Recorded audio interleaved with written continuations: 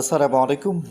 দেশে দুটি চাঞ্চল্যকর ঘটনা নিয়ে কথা বলতে চাই খুবই সংক্ষেপে। প্রথমে বলতে চাই গাজীপুরের শ্রীপুরে এক মসজিদের ইমাম খতিবের 15 বছরের কিশোরী মেয়েকে স্থানীয় প্রভাবশালী এক মুদি দোকানদার আবিদ কর্তৃক অপহরণ করা হয়। বিষয়টা হলো যে 14ই ফেব্রুয়ারি বৈশাখের দিন সকালে তাকে অপহরণ করে অস্ত্রের খুর ও চাকুর অস্ত্রের মুখে তাকে অপহরণ করে নিয়ে যাওয়া হয় এবং পরবর্তীতে তাকে যখন ফেরত দেওয়া হয় এবং বলা হয় যে এই মেয়েটিকে নাকি এই অপহরণকারী আবিদ বিয়ে করেছে এবং এটা মেনে নিতে বলে।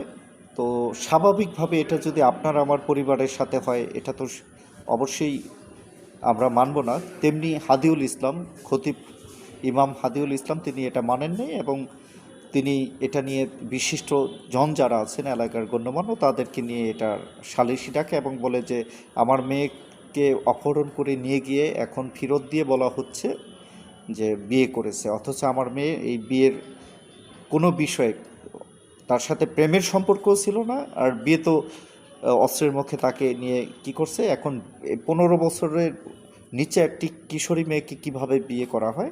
তখন এই হাদিউল ইসলামের কথা অনুযায়ী গণ্যমান্য ব্যক্তিরা ওই অপহরণকারীদেরকে বলে যে তোমরা কিভাবে বিয়ে করছো, কোর্টে না আহ, কাজী দিয়ে। তখন তারা আর কোনো তথ্য দিতে পারে নাই, সেখান থেকে মূলত ঝামেলার শুরু।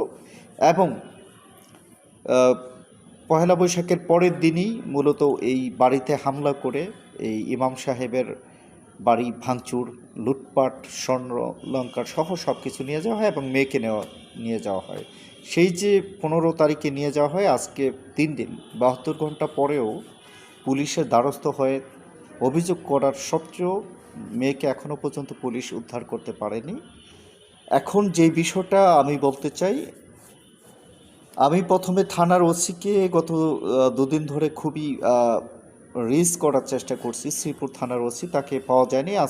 এরপরে গাজীপুরের এসপি মহোদয় শরীফ ভাইয়ের সাথে কথা বললাম, র্যাবের হেডকোয়ার্টারে কথা বললাম, পুলিশ হেডকোয়ার্টার সহ প্রত্যেক জায়গায় মূলত এই বিষয়টা যেন গুরুত্ব দেওয়া হয়। আমি মূলত বরাবরই এটা করে থাকি।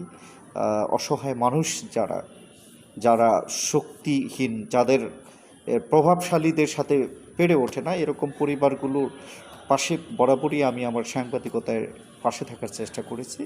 তো পরবর্তীতে আজ কিছুক্ষণ আগে ওসি আমার ফোন ধরলো। ওসির মন্তব্য এরকম যে এরা তো আগেই সম্পর্ক, প্রেমের সম্পর্ক আগেই